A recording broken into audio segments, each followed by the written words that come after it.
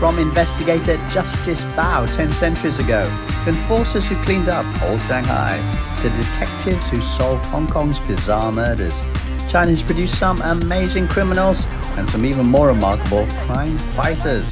Welcome to China Noir. When you think of classic detectives or crime fighters, the name that springs to mind is Sherlock Holmes. But 10 centuries before him, Judge Pao was famous as a crusading crime fighter. Some people say he really existed. Did he? Let's ask crime writer and former detective Toby Bull. Yes, Noir, he really existed. Although lots of clearly fictional tales have been written about Judge Pao, the character is based on a real person. Okay, if he was real, then his descendants presumably exist too, right? Correct. In fact, some of them live in Hong Kong today. I'll get to them in a minute. But first, not all viewers will even know who Judge Pao is. So let's talk about him to start with. Asians know him as a supernatural judge in TV shows and comic books. He worked for the human courts during the day, and at night he worked in the afterlife, in a department called the infernal bureaucracy, sorting out the affairs of people who died. Yeah, well, as someone who worked for the police for 31 years, Noir, I know all about infernal bureaucracy. But I've actually never been to the realms of the afterlife. So let's skip that part of the story. So tell us the real story. Let's begin with his name. It wasn't really Judge Pao. He had many names, but the most accurate one to use is probably B Jang. He was born in poverty, son of a peasant in Hefei, Anhui. But he did well at school. Did he pass the infamous Chinese official exams? Oh yes. At the comparatively young age of 28, he became qualified as a jinshi, which is the highest rank of imperial scholar. So he'd be ready to join the ruling classes then? Yes, and that's what we might have expected in his storyline, but it didn't happen. He postponed his ambitions to take care of his ageing parents, which he did until he reached his late 30s. That's something we see a lot of in Chinese history. Great heroes climbing up the ladder will suddenly stop and go home to take care of their parents, filial duties and all that.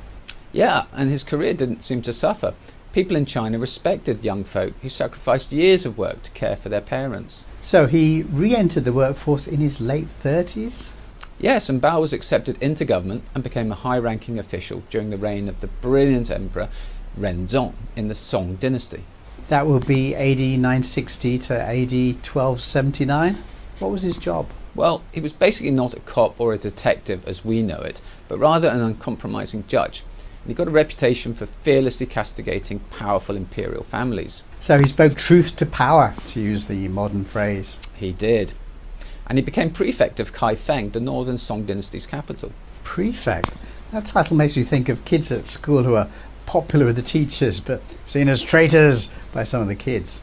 Were you a prefect at school? Well, I was for a little while, but earned myself too many demerits. Anyway, Bao initiated reforms in which officials listened to the grievances of the ordinary people. So he became a legend. So he was a corruption-fighting judge in Hefei. But how did he become a 10th century celebrity across China? Well, Noir, I think that's the whole speaking truth to the power thing. He even criticised the Emperor of China at one stage. The Emperor who could have had him instantly executed for the slightest lack of respect, presumably. Yes, and on one occasion, that when the land was hit with huge floods, the waters finally receded, and the grateful emperor decided to express his gratitude to the gods by issuing a blanket amnesty to all criminals and promoting all civil and military officials. So giving everyone a get-out-of-jail-free card. Yeah, and Judge Bao objected to the plan. Justice and meritocracy were just too important to set aside in this way, and he told the emperor that. Was the emperor angry? Well, probably at first. I mean, who wouldn't be?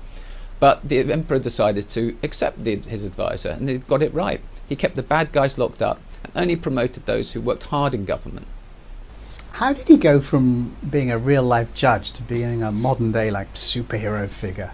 Well, after his death, people circulated stories about him, and that turned him into a demigod. And over the centuries, that went from oral and written tales into popular books and ballads and even operas. Can you give an example of the best-selling book? Yeah, I mean, there's a novel called 7 Heroes and 5 Gallants, which appeared in the Qing dynasty. When was it published? That would have been in the 1880s. Wow, that's amazing. The first Sherlock Holmes story was published, I think, in 1887, so pretty much the same time. And then the books became movies, TV dramas. The legend that he handled human cases during the day and became a deity judging afterlife cases every night has been perfect for screenwriters. Now, TV series about Bao's sleuthing exploits have been widely popular in China and other Asian countries for decades. Too right. When shown in Hong Kong, the TV show was on both channels at the same time on the same evening. So he's big in pop culture. Yeah, but also in serious culture. He became a character in Chinese opera. Earlier we talked about a Hong Kong connection. Let's get to that. Yeah, his line of descent has been carefully recorded, and the famous family in the city, known for the patriarch Sir Y.K. Pao, is said to be directly descended from the judge. Sir Y.K. is believed to have been the 29th level grandchild. Are stories about Judge Pao still being written? Yes, there's even an acclaimed graphic novel about the judge, and here are a few pages from it. And is he still considered a demigod in China? Kind of. Today crowds of visitors flock to a temple in Henan's Kaifeng city, where they commemorate China's most upright official. I do like the Hong Kong connection. Of course, many people in Hong Kong, including me, have met the descendants of Justice Pao's family, who are just lovely, lovely people, very intelligent, like their famous ancestor, and very philanthropic, like him too. They've done lots of amazing things, but I particularly like to highlight a school they started in Shanghai, with the project being driven by Professor Anna Soman Pao and her son Philip. Philip, I guess, would be the 31st generation grandchild of Justice Bao. And Hong Kong, home of his grandchildren, regularly wins awards in global indexes for having a world-class legal system, one of the planet's best corruption-fighting operations. China's famous supernatural judge would have been proud. Great, thank you, Toby Ball. Toby's going to help us look at more crime stories from this region in episodes to come. Stay tuned.